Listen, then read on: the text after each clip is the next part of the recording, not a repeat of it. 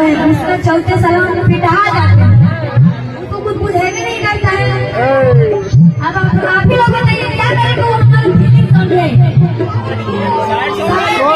हुआ है, खाना पीना कुछ नहीं ढूंढ रहा है कि मामी पाले